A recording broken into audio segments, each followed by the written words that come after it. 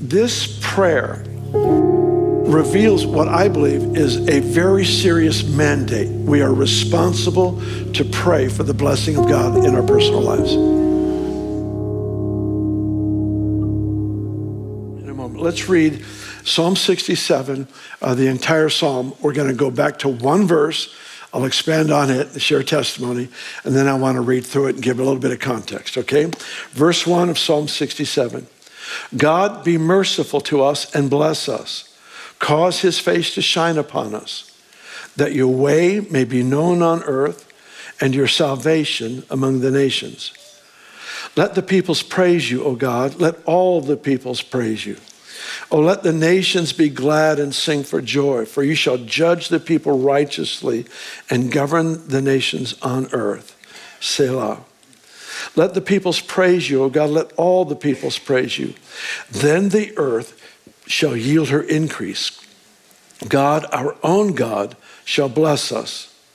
God shall bless us, and all the ends of the earth shall fear him.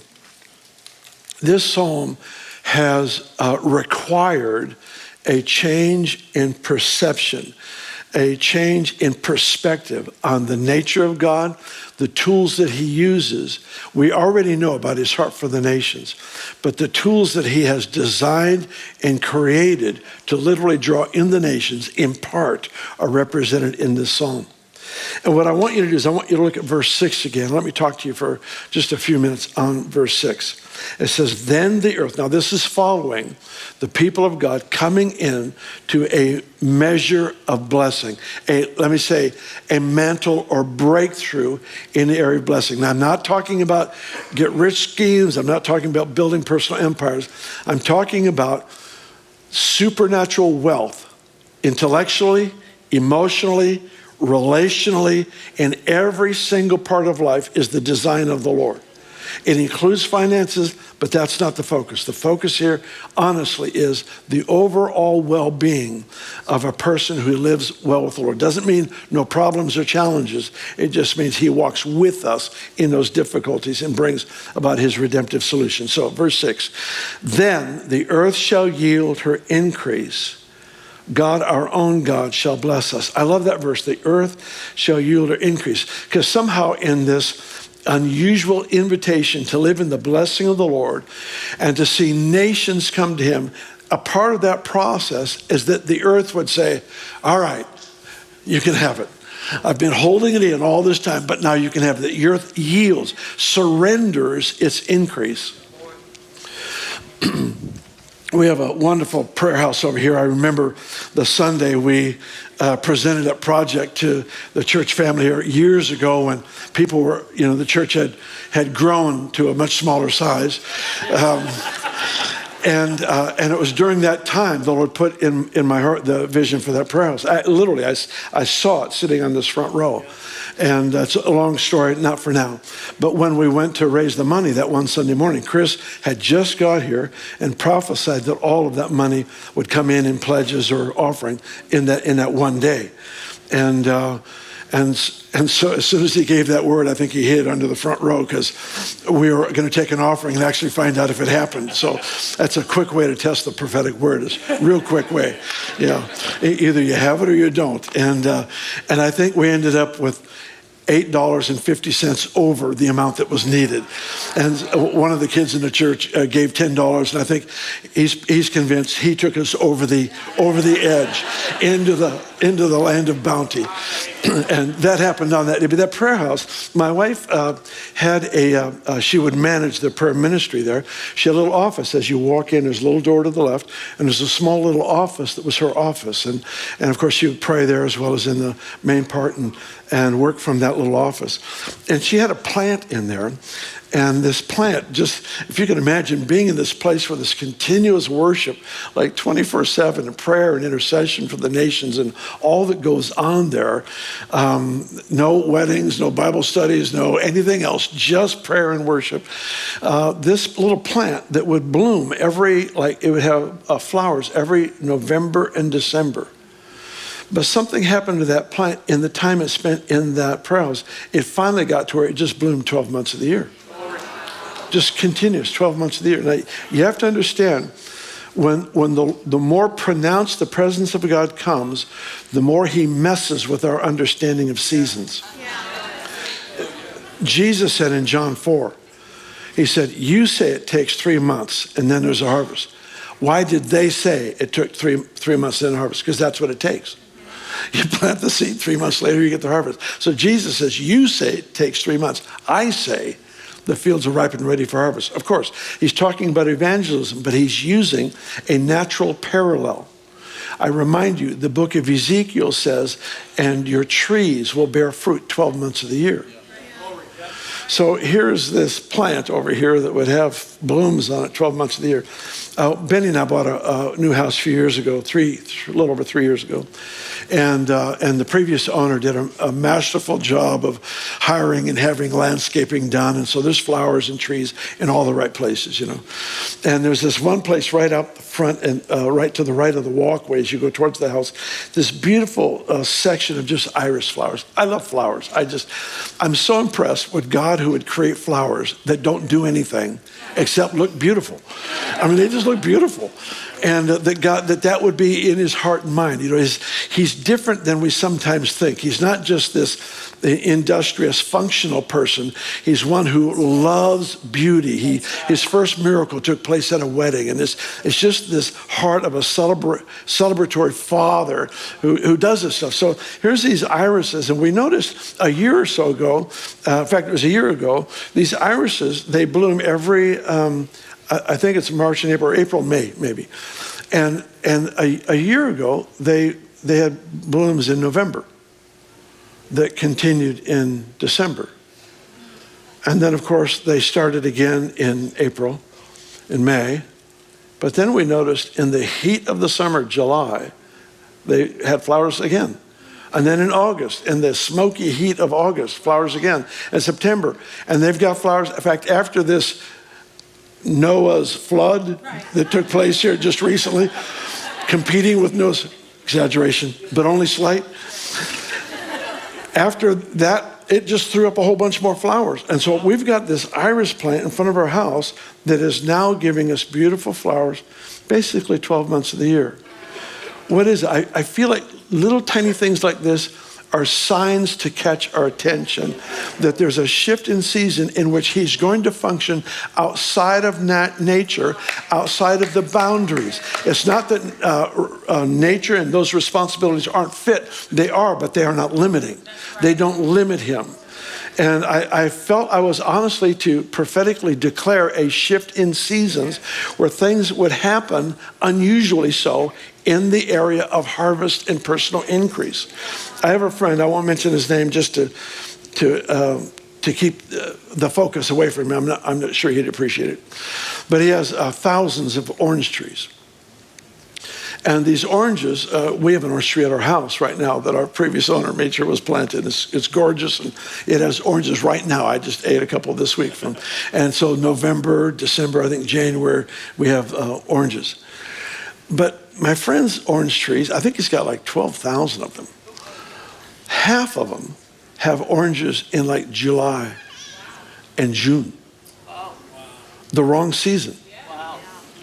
And they're worth like 10 times, I think it's 10 times, a huge significant increase of the value of each orange. They're also the best quality possible, and he harvests them in the wrong time of year. Nobody has them that time of year except for him. He does have a whole bunch of pastors that walk through these orange trees praying continuously. It might have something to do with the change of season. But then he told me, almost in hushed terms, that he has, I forget now if it's 6 trees or 12 trees that actually bear oranges 12 months of the year. I feel like there's some of these things are starting to happen. It may be completely different for you, but it'll be simply a lesson to increase the awareness that God's seasons are different than ours. And they are never restrictive. They are always avenues of expression. There are times for him to reveal his heart and his abundance. Now, go back to this Psalm 67, verse 1. God be merciful to us. Boy, it all starts with mercy. Mercy is when we don't get what we deserve. Grace is when we get what we don't deserve. God be merciful to us and bless us and cause his face to shine on us. That phrase, cause his face to shine upon us, is a prayer for the favor of a loving Father, his countenance to actually be seen on our countenance. That his delight over us would be actually seen in evidence on our own expression, the way we do life. This prayer reveals what I believe is a very serious mandate. We are responsible to pray for the blessing of God in our personal lives. It is a responsibility. We owe the world around us a blessed life. Now again, I'm not talking about materialistic empires. I'm talking about pursuing the favor of God manifested on our lives, because the next verse says that your way would be known on earth. They won't know what kind of father you're like unless you do something unusually bountiful with my life, with my relationships, with my health, with my finances, with favor, open doors. All these things are supposed to be marked with an unusual sense of favor and blessing. And we owe each other that kind of personal prayer life. God, bless me. Let it come from your mercy, God. Bless me. Cause your face to shine on me. Otherwise, they won't know what kind of a father you are. But notice the next phrase. It says, and your salvation to the nations. Goodness gracious. Is it possible that a last day revival, the harvest, the billion-soul harvest, at least in part comes because the nature of a perfect Father was seen upon a people that hosted and carried his favor and his blessings well? It's the calling card. It's the invitation, if you will. Hey, I have a Father. He really cares for you as much as he cares for me. I want you to know what his favor looks like. I want you to know what his blessing looks like. He'll make complete difference in your home, in your marriage, in your business. That's what we live, is we live in this privileged opportunity to introduce a perfect Father to a world, a planet of orphans, to be frank. Then verse 3 and 4 just talk about this, what happens when the nations come to the Lord. They bless the Lord. They live in joy. The nations are healthy. And then we get down to verse 5. Let the peoples praise you. All the peoples praise you. Then the earth shall yield her increase. God, our own God, shall bless us. Here's what I want you to notice. Verse 1 says, God, please bless us. Verse 6 says, God shall bless us. There's a point in your prayer life where you stop asking and you start decreeing. There's a point in our prayer life where we stop asking. I can feel it. There are times in my own time with him, it feels as though if I ask again, it will be an offense. I don't mean he's angry at me. I mean, I'm not tapping into the moment he created for me, because there's a point where it's fruitless to ask, because it's been settled. It now must be decreed.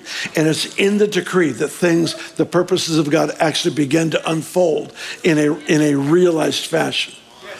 Jesus did this before he ever healed anyone, before he ever opened blind eyes or caused the lame to walk or anything. He declared in Luke 4, the Spirit of the Lord God is upon me, because he has anointed me to preach the gospel to the poor, open the blind eyes, recovery of sight to the blind, the healing of the lame. He made the decree before anything happened, because he was acknowledging this is what's happened to me and this is the reason.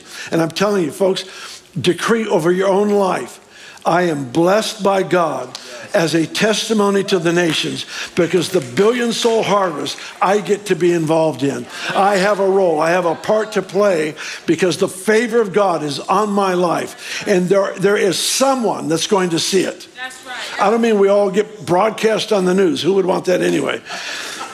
But somebody is going to see it. Another family, another individual is going to see there's something unusual resting upon that person. And it's the attractant. It's the invitation, if you will. It's on your life and mine. And here it is. God shall bless us. God, our own God, shall bless us. God, verse 7, God shall bless us. And here's a prophetic decree. And all the ends of the earth shall fear him. Don't get messed up by that fear, because the fear of God in a right sense draws us to him. The fear of God in a perverted sense repels people from him. That's right. So that was worth the entire day right there. This right here is a decree. It's a prophetic decree that says God shall bless us. In fact, say this with me. God shall bless us.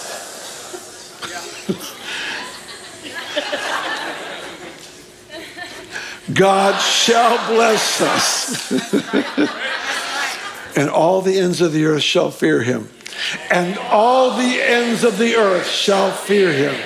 Yeah, I'm so glad that you watched this video. I do pray that it's a great, great strength and encouragement to you.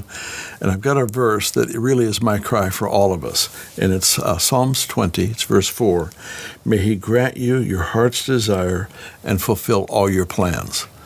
That's my prayer. That's my prayer, is that this would be the season of rich, rich fulfillment. Thanks for joining us.